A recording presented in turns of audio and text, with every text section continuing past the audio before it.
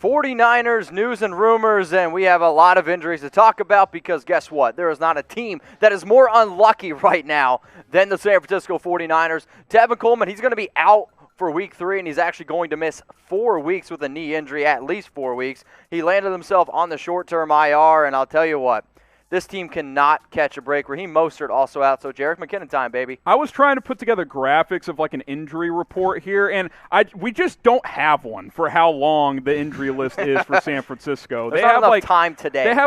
There's just not enough time in the day to put this together because they have like 20 guys between the guys who are already on IR as well and new injuries that are popping up. It's just ridiculous.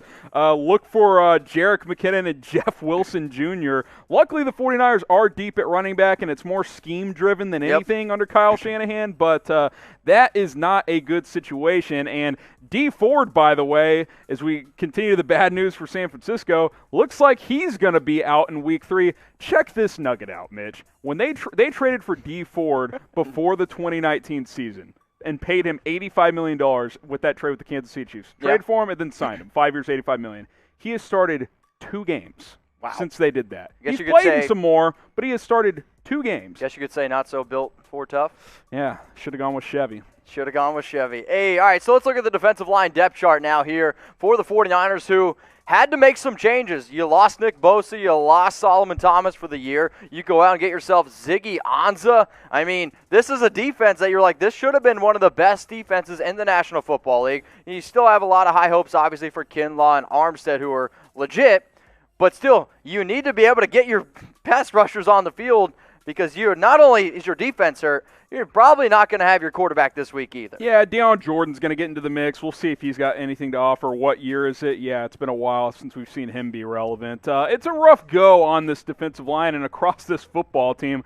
Hopefully Nick Mullens can give this team a lift, who, to his credit, has played fairly well when he has been put into duty, which a couple of years ago, he played quite a bit when Jimmy Garoppolo was injured. Yeah, I mean, right now, Jimmy G, he's dealing with a knee injury, if you will. He was unable to play in the second half. Now, I'm also a believer that I think if needed, he probably could have finished that game against the New York Jets, but the 49ers are whooping on him. But that's not the only issue here. I know the 49ers, they're worried about the field. Now, the field at MetLife is they just put in brand new turf there in week 2, and obviously you play the Jets, you play the Giants, they're going to be playing him in life again. That could actually be one of the reasons why George Kittle doesn't end up playing. If that does happen, look for the Niners to go with Jordan Reed, and I'll anticipate them going with Jordan Reed because he played really good, 2 touchdowns. You know it's a weird situation when Jordan Reed's one of your healthy players. That's so true, though. That is an interesting development in San Francisco. Imagine this is the year Jordan Reed doesn't get hurt. Exactly, when everybody else is. You look forward here, Mitch. Luckily, they had the Jets last week. You got the Giants this week.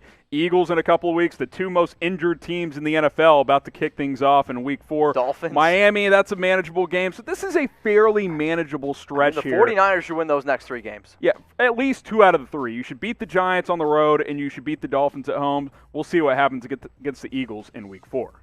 Let's look at week 3, the San Francisco 49ers. They're going to East Rutherford. I guess I should say staying in East Rutherford, taking on the New York Giants back-to-back weeks at MetLife Stadium. Yeah, this is an important game for San Francisco because this is a beat-up football team, Mitch. You got to stack wins against teams that you should beat whether you're healthy or not. Correct. And even with the amount of injuries, and dare I say, even with Jimmy G likely out, I still think the 49ers should win this game, which says a lot about the Giants, by the way. But I think that speaks to the 49ers' depth that I think Mullens can be good enough. I thought he played fine against the Jets. Obviously, you don't love the pick, but 8 for 11. If he's efficient like that, if they can run the football, play good defense, I think the 49ers will be in good shape.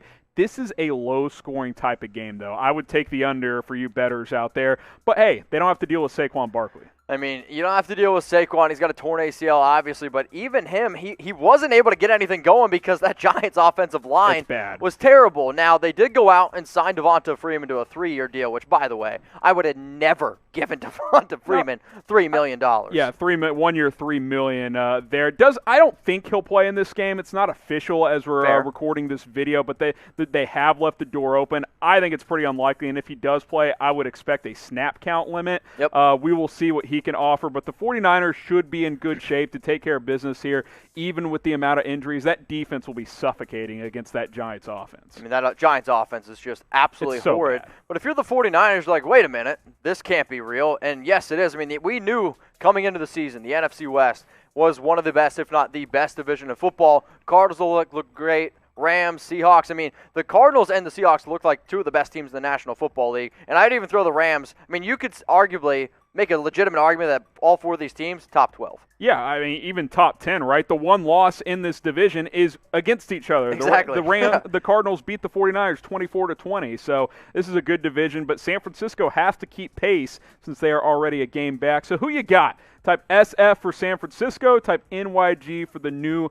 York Giants. Maybe it's closer than expected with the injuries for San Francisco, but give me the Niners. I think they'll take care of business. Yeah, I'm going to go with the 49ers as well. And you 49er fans out there, if you're looking for some masks, go to chatsports.com/stay safe. We got all these awesome NFL face masks because guess what? If you go out in public, you're going to have to wear a mask. If you plan on going to a game, you're going to have to wear a mask. Yep. So why not rep your favorite team and do so? You get that pack of 4 for $29.99. Now, we do also have some new ones here. The masks as well that the players and coaches are wearing are also available at the link that you see below, chatsports.com/stay safe. Who knows? Maybe you want to go out and get yourself a player mask as well. All these, by the way, are machine washable because, I don't know about you, you're breathing into them. You need to wash them. Stay safe. The link is available in the description and in the comment section below, chatsports.com/stay safe.